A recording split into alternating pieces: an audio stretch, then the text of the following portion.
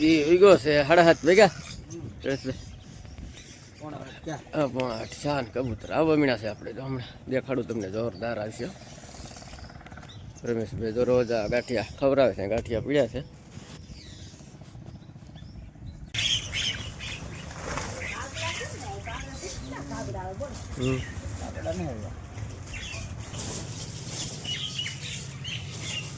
જો હમણાં આવી પાછા.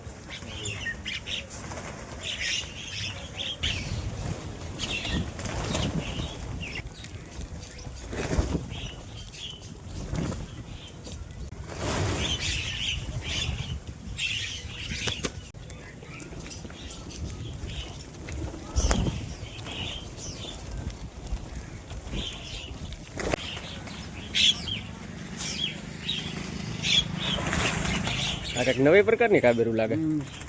આવી ક્યાં જોવા મળે? આવી પેલા ન આવતી, બધી નવી છે.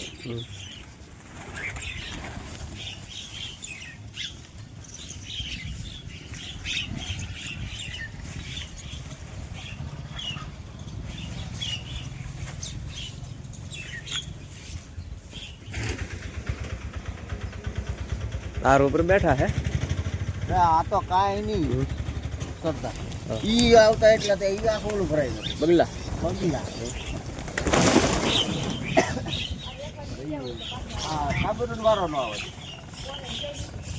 પાણી તો પીતા નથી મેડમ, પેલા ખાઈ લે ને. કાગડો ને આવતો એમ કે રજા છે ને કોને ખબર.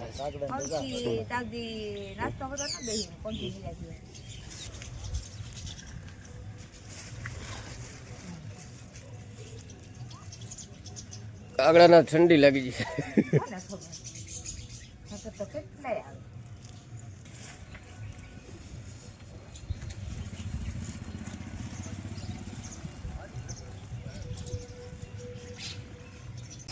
કાબીરું પછી અલગ પ્રકારની છે નહીં રમેશ? અલગ પ્રકારની આવી કાબીરું નથી જોવા મળતા આપણે. પક્ષી જ બહારનું છે.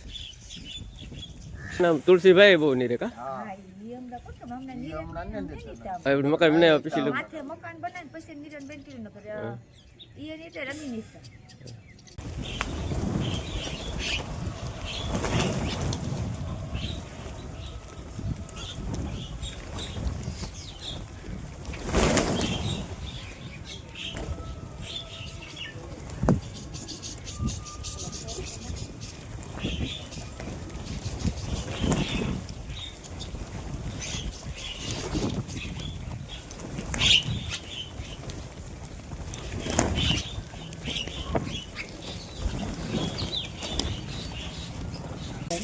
કાગડા કેટલા કાગડા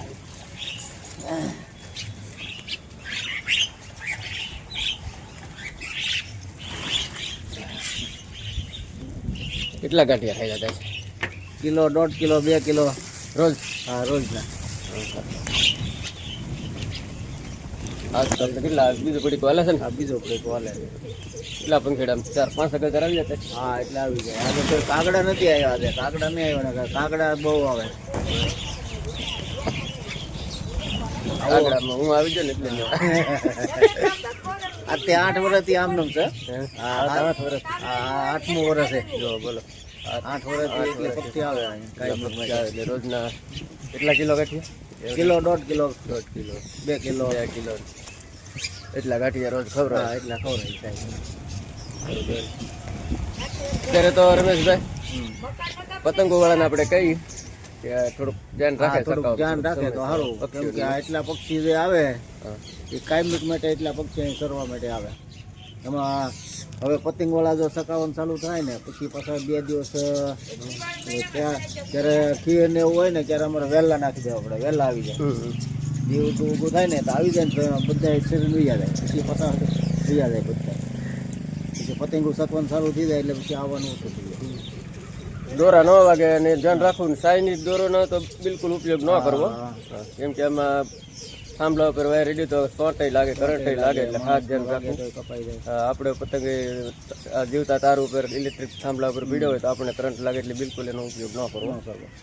અને પક્ષીઓનું ખાસ ધ્યાન રાખવું એવું આપણે કહીએ. તો બધાને ખબર હશે છતાં આપણે કહીએ.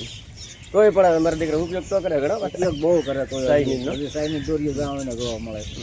એ ન કરો તો સારું. ચાલો આપણે ચા મૂકી દઈએ છીએ.